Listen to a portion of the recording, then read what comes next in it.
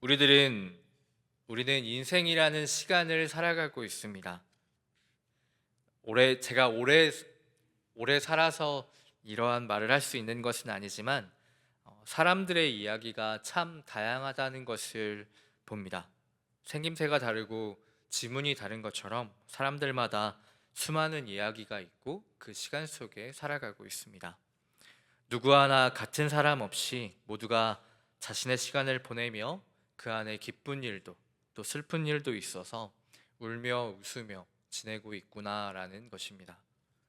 모든 사람들이 자신의 시간 속에서 주인공이 됩니다. 처한 상황도 환경과 여건도 모두 다르지만 그 안에 선택하고 이겨내며 잘 살아내고 있는 것 같습니다. 한 편의 영화나 드라마의 주인공처럼 성도님들께서는 어떤 영화의 어떤 드라마의 주인공이신가요? 로맨스 가득한 멜로 드라마이신가요? 가족 코미디, 행복한 가족 코미디 영화이신가요? 혹시 남편분이나 부인분이 옆에 계시다면 전쟁 영화나 공포 스릴러 영화는 아니신가요? 성도님들의 이야기 속에서 어떤 시간의 과정을 보내고 계신가요? 이야기 속에서 이야기가 발생하고 발단되는 과정인지, 사건이 전개되고 위기를 맞는 절정의 시간, 결말을 바라보는 과정에 계신가요? 우리는 인생이라는 시간을 보내고 있습니다. 그리고 그 안에 주인공이 되어 살아가고 있습니다. 기쁘고 감사한 일도 있고 슬프고 마음 아픈 일도 우리에게 있습니다. 우리의 삶에는 성공과 실패, 기쁨과 슬픔, 만남과 이별이 계속하여 찾아옵니다. 오늘 함께 읽은 본문의 말씀 욥기서 23장 10절. 오늘 말씀의 주인공은 욥입니다. 지혜의 서인 욥기 말씀을 통해 우리의 시간에 믿음을 주신 이유를 함께 생각하며 우리의 신앙이 더 온전해지기를 소망합니다. 욥의 인생의 시간, 그 시작은 행복해 보입니다. 온전하고 정직하여 하나님을 경외하며 악에서 떠난 자더라 라고 그를 소개합니다. 동방 사람 중에 가장 훌륭한 자라고, 재산과 자식들이 많았고 그만큼 큰 복을 받은 사람이었습니다. 하지만 하루아침에 그의 인생에 고난은 찾아오게 됩니다. 강도들에게 모든 재산을 빼앗겼고 재해를 만나 모든 가족이, 자녀들이 죽게 됩니다. 그의 몸에는 병이 찾아오게 되었고 아내와 친구들은 그를 비난하고 욕하는 처지에까지 놓이게 됩니다. 욥은 자신의 인생에 일어난 모든 일 앞에 옷을 찢고 부르짖으며 하나님께 소리칩니다. 하나님, 나를 봐달라고. 내게 왜 이런 시련이 온 것이냐고. 나는 잘못하지 않았다고. 제가 말씀드리고자 하는 것은 우리의 시간에 믿음을 주신 이유입니다. 우리의 시간의 진짜 주인은 누구이고 왜 그 시간이 우리에게 주어졌는가입니다. 세상의 모든 사람들은 자신이 주인공인 시간에 살아가고 있습니다. 시시때때로 변하며 모든 것이 바뀌는 시간 속에서 영원하지 않은 것을 바라보며 지금 순간의 즐거움을 찾으며 살아가고 있습니다. 모든 시간의 주체가 자기 자신입니다. 자신이 잘되고 자신이 잘나고 자신이 멋있기를 위해서 살아가고 있습니다. 어쩌면 믿음을 가진 우리도 많이 다르지 않습니다. 모든 것이 잘 되고 행복할 때에는 괜찮아 보이지만 우리의 시간에 아픔과 슬픔이 찾아올 때, 그때에는 우리의 마음이, 우리의 믿음이 드러나 벗겨진 듯이 그것이 보여질 것입니다. 만약에 욥의 고난과 시련이 그의 시간이 우리에게 임한다면 우리는 어떤 고백을 할 수 있을까요? 믿지 않는 사람과 믿는 사람의 차이는 나에게 고난이 찾아왔을 때, 내게 시련이 닥쳤을 때 그것을 어떻게 바라보는가입니다. 세상 사람들에게 고난과 시련은 그저 아픔일 뿐입니다. 고통일 뿐입니다. 인생의 주인공이 나이기 때문에 결코 그 시간을 버티지 못하고 무너지고 부서지게 될 뿐입니다. 믿음을 가진 사람들 중에도 이와 같을 수 있습니다. 그의 믿음의 목적이 자기 자신이라면 절대로 고난과 시련을 버티지 못합니다. 하지만 고난과 시련 앞에 나의 마음이, 나의 믿음이 온전해지는 그것이 우리의 고난과 시련의 이유가 된다면 우리는 이겨낼 수 있습니다. 믿음의 초점을 바꾸어야 한다는 것입니다. 부서지고 깨지는 것이 우리에게 고난과 시련의 이유라는 것입니다. 믿음의 목적은 우리가 아프지 않고 깨지지 않는 데에 있지 않습니다. 오히려 깨져서 온전해지는 데에 있습니다. 하나님께서는 우리의 온전함으로 자신에게 주어진 시간을 바라보며 온전한 믿음으로 하나님과 함께하기를 바라십니다. 그래서 믿는 자에게 고난을, 시련을 주시는 것입니다. 사람들마다 자신에게 주어진 고난과 시련은 그에게 있는 믿음을 알 수 있게 합니다. 세상이 말하는 잘됨과는 다른 하나님을 향한 신앙을 알게 합니다. 우리의 시간에 믿음을 주신 이유가 바로 이것입니다. 우리에게 주어진 시간은 하나님의 존재를 알게 하는 순간이며 내게 이루어지는 기쁨도 슬픔도 그 모든 것이 하나님의 구원의 과정이라는 것을 아는 것입니다. 하나님의 사람인 우리에게는 우리의 인생이라는 시간에 하나님이라는 존재 그리고 구원이라는 복음의 진리가 주어졌다라는 것을 기억해야 합니다. 우리의 인생, 우리의 시간의 주인공은 나이지만 이를 이끄시는 분은 하나님이시며 우리의 모든 시간을 통해 나의 구원을 이루어 가시고 계신 것입니다. 우리는 성경을 읽습니다. 한 사람 아브라함을 선택하시고 이삭과 야곱, 요셉, 하나의 족속과 하나의 민족, 이스라엘의 역사를 말합니다. 이스라엘이라는 나라를 선택하시고 이끄시는 시간 속에서 이스라엘 민족이 주인공이 되어 성경에 쓰여진 것 같습니다. 하지만 성경은 아브라함도, 이삭도, 야곱도, 이스라엘 민족도 주인공이 아닙니다. 주인공은 그들이라고 할 수 있지만 그 시간을 이끄시는 분은 하나님이시며 모든 이야기를 이루시는 분은 하나님이십니다. 하나님의 구원의 언약과 그 확증을 보여주는 책이 바로 성경인 것입니다. 하나님께서는 이스라엘 백성들을 광야로 인도하셨습니다. 그곳에서 40년의 시간을 보내게 하셨습니다. 이스라엘 백성들에게 40년이라는 시간은 그들이 주인공이 되어서 사막을 건너고 약속의 땅으로 나아가는 영화도, 애굽 노예에서 가나안의 정복자가 되는 인생 역전의 드라마도 아닙니다.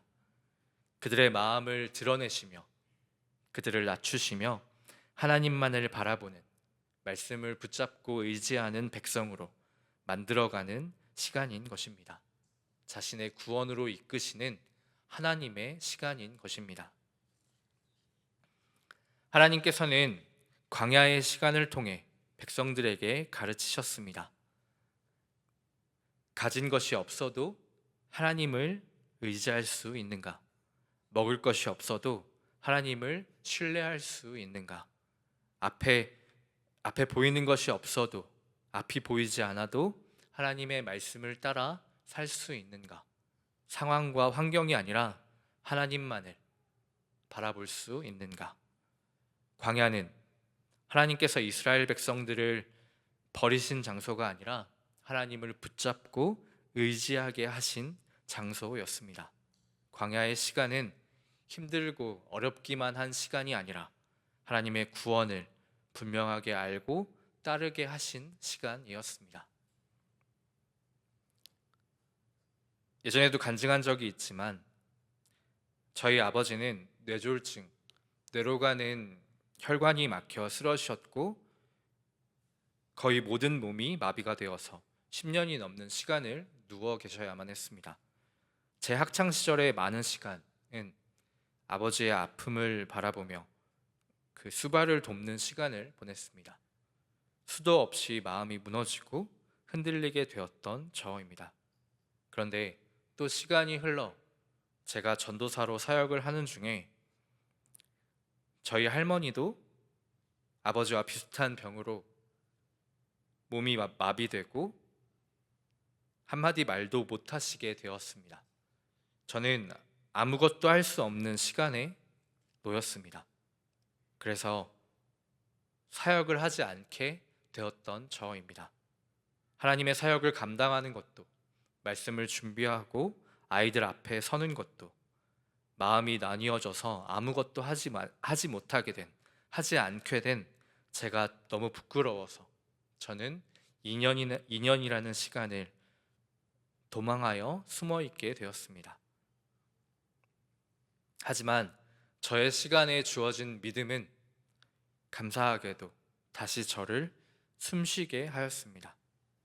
하나님의 일을 한다는 것도, 한 영혼을 만나는 것도, 그 영혼을 살리기 위해 기도하는 것도 이제는 다시 제게 기쁨이 되어서 지금의 시간에까지 이르게 된 것입니다. 우리의 시간에도, 우리의 인생에도, 성도님들의 인생에도 광야와 같은 시간이 있습니다. 모든 것이 힘들고 어렵기만 한 것 같은 시간, 나를 무너뜨리고 넘어뜨리는 시간, 아무것도 보이지 않고 아무 희망도 없어 보이는 시간. 하지만 하나님께서는 광야의 시간을 통해 우리에게 말씀하십니다. 너는 무엇을 바라보며 살아가는가? 너는 무엇을 붙잡고 의지하며 살아가는가?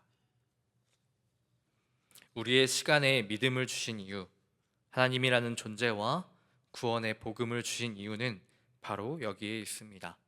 시간은 변해도 하나님은 변하지 않으신다. 고난과 시련이 찾아와도 구원의 복음은 흔들리지 않는다. 이 사실을 분명하게 아는 것입니다. 욥은 자신의 길을 다 알지 못했습니다. 욥은 자신에게 왜 이런 일이 일어났는지 알지 못했습니다. 자신의 삶이 어디로 가고 있는지도 알 수 없었습니다. 하지만 욥기 23장 10절에는 분명하게 고백합니다. 내가 가는 길을 그가 아시나니 그가 나를 단련하신 후에는 내가 순금같이 되어 나오리라. 욥에게 중요한 것은 내가 그 길을 알고 있다라는 것이 아닙니다. 오히려 나는 모르지만 하나님은 아신다였습니다. 욥기 23장의 말씀은 욥의 친구 엘리바스에게 대답하는 고백입니다.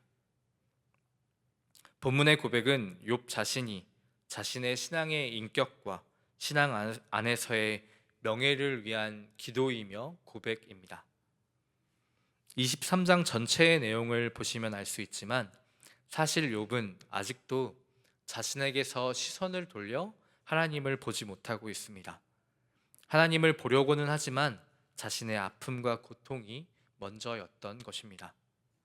욥은 깊은 고난을 받고 있습니다. 처절한 고난 속에 영혼의 아픔을 겪고 있습니다. 한 학자는 욥의 상태를 말하며 그의 모든 부분이 끔찍하다. 그를 누르는 손이 너무 무거워 비참이 짓눌리고 있다. 죽음보다 더한 고통을 느끼고 있다. 라고 표현하였습니다. 그러함에도 욥은 내가 어찌하면 하나님을 발견하고 그의 처소에 나아가랴 라고 고백합니다. 자신의 고통이 사라지는 것보다 먼저 하나님 앞에 서기를 고백하는 것입니다.